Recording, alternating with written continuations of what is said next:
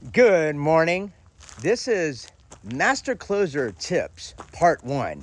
So I want you to like and share. If you're in sales and if you want to increase your closing rate, if you want to be a better communicator and a better listener, then I encourage you to go and follow, like, comment, and share on my channel here, because I'm going to give you some golden tips on how to increase your closing rate.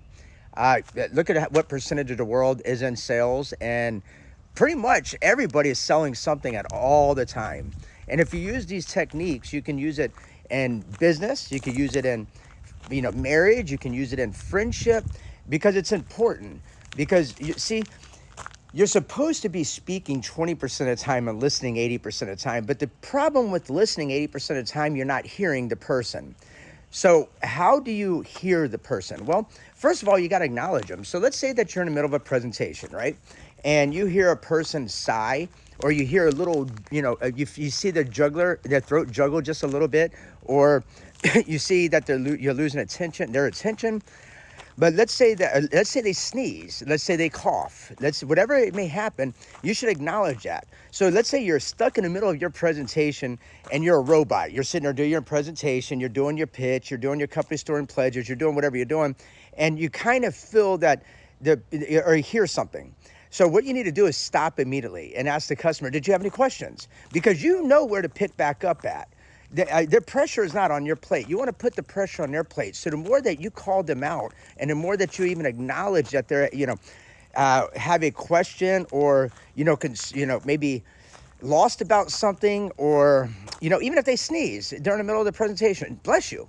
If they cough, say, are you okay? Do you need some water? So acknowledge every little sign that they're giving you. When you do that, they become more aware of what you're saying. They stay in tune to what you're saying, because you have a true care. You have true care for them. You're paying attention to them. You're acknowledging them.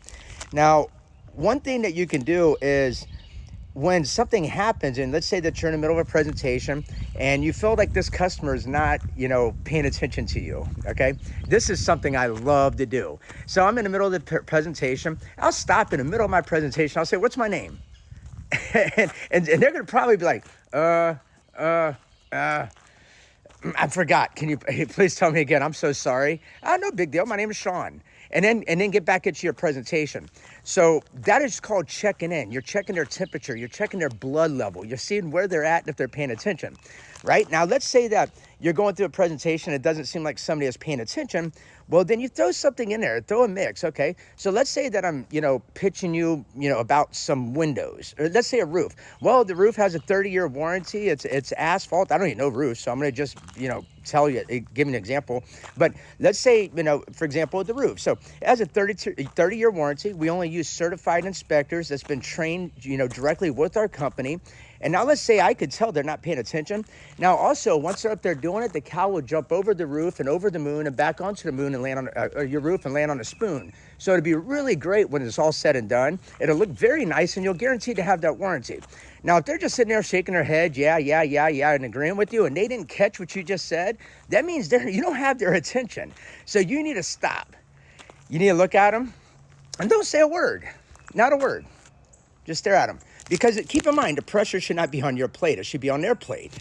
So you just sit there and stare at them. And then let's say they're going to do one of two things. They're going to say, okay, go ahead. Or they're going to say, I'm listening. If they do say something like that, say, thank goodness, because I just told you the cow jumped over your roof, over the moon, and then came back and landed on a spoon, and you agreed with it. Now, this is your home, and it's important to me that we take care of your home. And it's important that you know every step that we're going to do on your home. So I just want to make sure you're following me. So what I'm going to do is I'm going to go ahead and restart this presentation real quick. Just go over to the things that I feel that you missed, because this is very important for your home. And I personally care about your home and you and your family's security and safety inside your home. So now I'm using this as an example for a roofing company, but you can do this with any product or service out there. It's all about communication with the person. It's all about acknowledging them, their physiology, their demeanor, their juggler. If you start seeing their juggler bounce, the way they reply to your words, the way they're looking at you. If their eyes are just looking at you and they're dazed into another world, they're not listening to you. You have to keep their attention by doing some, sporadic thing, like the cow jumped over the moon, or asking them your name. And let's say for, If you say the cow jumped over the moon and over the roof and over the moon and landed back on a spoon, and the warranty is great, it lasts 30 years, you're going to really love to color your home. Like I said, and then you stop and if they stop you and say, what? Then you know you have their attention. Now you just come back and say, I was just playing with you. I wanted to make sure you were paying attention to me because your roof, your house is important to me. Your safety and security is important to me. So I want to make sure that you're on the same page with me.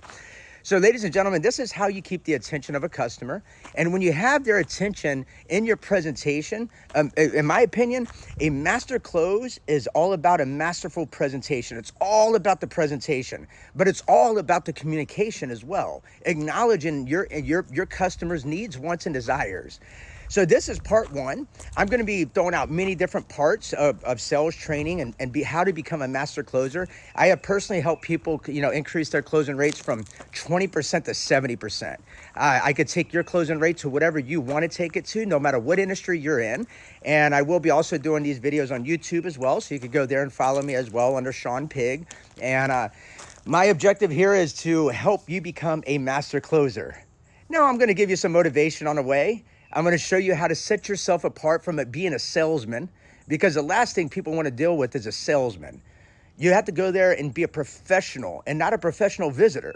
So there's certain key techniques in order to make you appear to be the professional that you are, appear to care like you do, and the close is a lay down. So follow me, like me, and if you have any questions or comments about, becoming a master closer, I'll be more than happy to help you. But I promise you this, I will increase your closing rate. Make sure you follow me so you don't miss it. Have a great day.